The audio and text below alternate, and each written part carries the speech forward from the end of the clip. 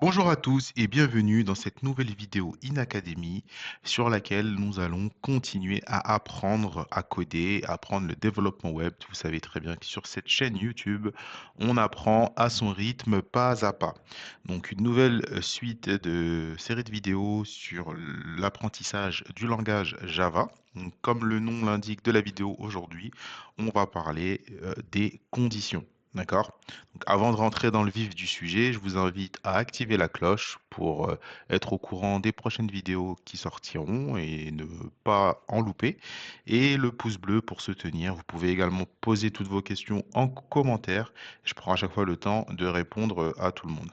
Il y a également notre site internet, donc inacademy.com, sur lequel vous pouvez retrouver nos cours, nos leçons et toutes les vidéos que l'on fait sur tous les langages. D'accord? Donc sans plus attendre, on va rentrer dans le vif du sujet. Aujourd'hui, on va parler du coup des conditions. Donc les conditions en développement web, donc ici principalement en Java. Là, j'ai créé ma classe main dans laquelle je vais pouvoir taper du code avec toujours le même IDE que j'utilise. Moi, j'utilise IntelliJ. Je trouve que c'est le meilleur IDE pour Java. Donc il y en a d'autres, par exemple Eclipse.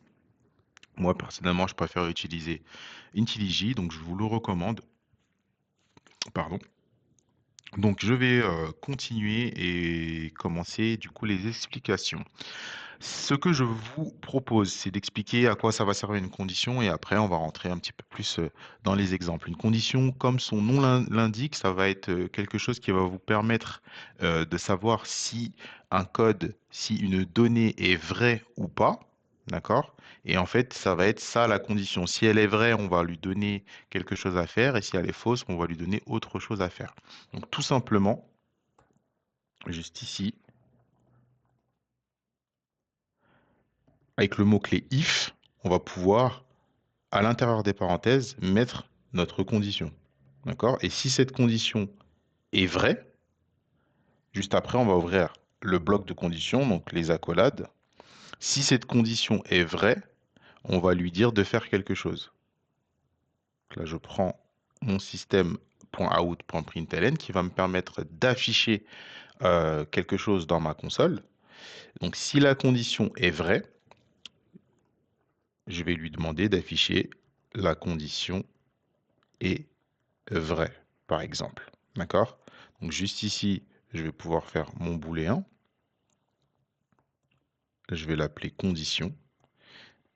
Et je vais lui passer le caractère true, donc vrai. Donc, si je lance mon programme, hop, j'ai bien dans la console la condition est vraie. D'accord?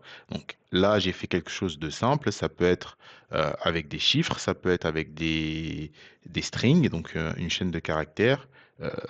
Peu importe. Donc par exemple, si je fais un int, je déclare une variable qui s'appelle âge égale 18. Je peux vérifier. Donc if, ça veut dire si, âge est égal à 18. Donc là, on est d'accord que c'est vrai. Ça va me retourner la condition. Si je relance le programme, j'ai bien la condition est vraie. Que ce soit peut-être un peu plus parlant, je change la phrase. L'âge est 18. Ou la personne est majeure. Je vais plutôt mettre la personne est majeure.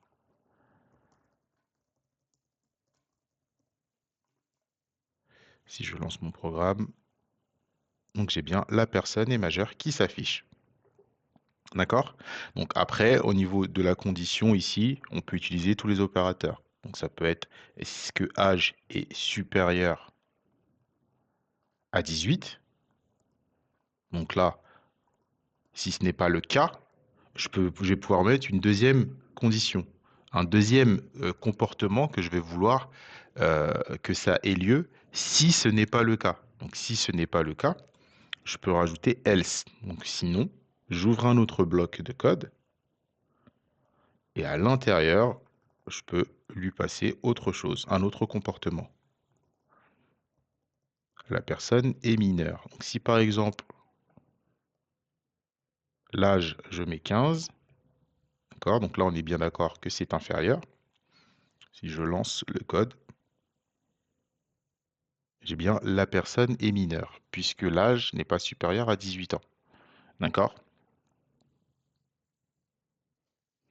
Donc juste après, on peut faire encore plus de choses, on peut faire beaucoup plus de choses. Donc on peut utiliser également encore une autre condition, on peut remettre un if si on le souhaite. On peut mettre un else, pardon, if, donc remettre encore euh, une condition. Donc si âge, cette fois-ci, est supérieur à 60, on peut demander d'écrire la personne est à la retraite. Alors, je crois que c'est 62 ans l'âge de la retraite. Voilà. Et si je mets ici en âge 65 ans, et que je relance le code, donc là, pourquoi ça a affiché la personne est majeure? Ça a affiché la personne est majeure parce que la première condition a été en fait vraie. Et une fois en fait, quand on met des conditions, si la première condition est vraie, eh bien la suite du code ne se lit pas. Donc des fois, il faut faire attention quand on structure son code à organiser en fait les informations. Donc là, si on veut d'abord vérifier si la personne a plus de 62 ans ou pas, il faut inverser les informations. OK? Donc là, c'est intéressant que ça a eu lieu juste là tout de suite. Comme ça, vous pouvez bien le voir. Et là, en fait, en inversant ça, en inversant les textes,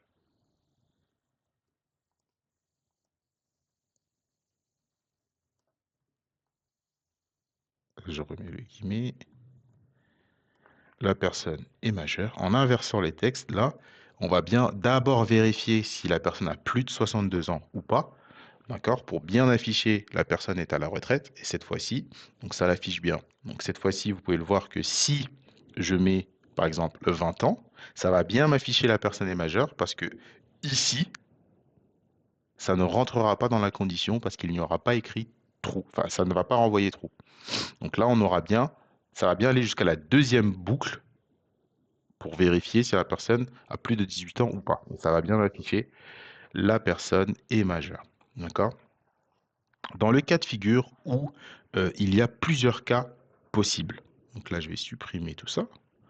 Si jamais il y a plusieurs cas possibles, par exemple pour les jours de la semaine, on va partir du principe, donc le double slash comme ça, c'est pour pouvoir mettre des commentaires. Vous pouvez mettre des commentaires, ça ne sera pas lu par le code. Jour de la semaine. Ok, si on part du principe que le 1 correspond au lundi, le 2 au mardi, le 3 au mercredi, le 4 au jeudi, vous avez compris, le 5 au vendredi, et ainsi de suite. OK? Donc, je vais déclarer un chiffre qui va s'appeler jour, et moi, je vais mettre par exemple 3, donc qui va correspondre au mercredi. D'accord? Il y a une autre fonction qui s'appelle tout simplement le switch qui va nous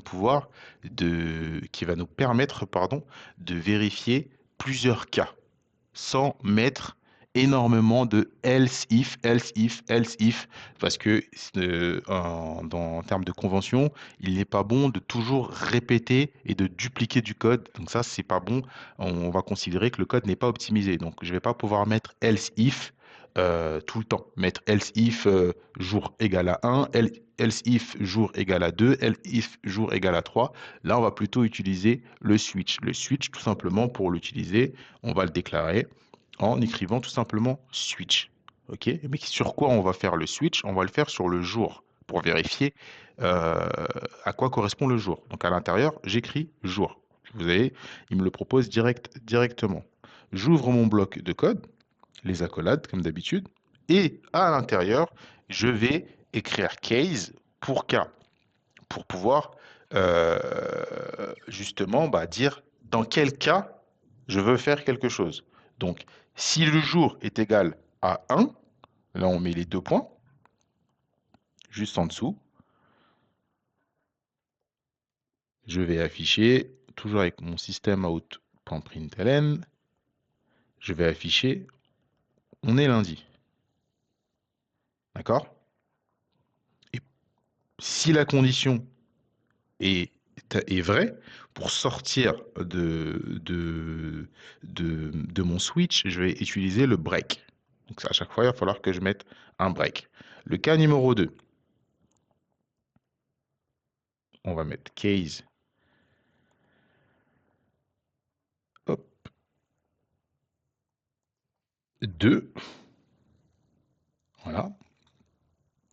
Donc si le jour est égal à 2, cette fois-ci, je vais afficher, hop, on est mardi. Toujours avec le break. D'accord? Case 3. Je crois que je l'ai toujours en copié. On est du coup mercredi. Vous avez compris l'idée. Juste le temps que je finisse. Case 4.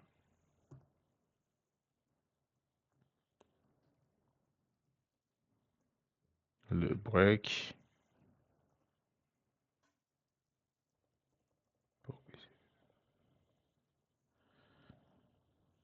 Le break. Case 5.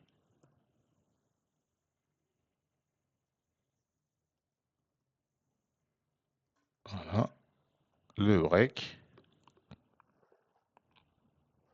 Et du coup, si aucune des conditions n'est vraie, on va pouvoir mettre un défaut qui va justement jouer le rôle du else. Donc si aucune des conditions n'est vraie, on va lui demander un autre comportement. Si aucune des conditions n'est vraie, on va dire on est donc le week-end, par exemple.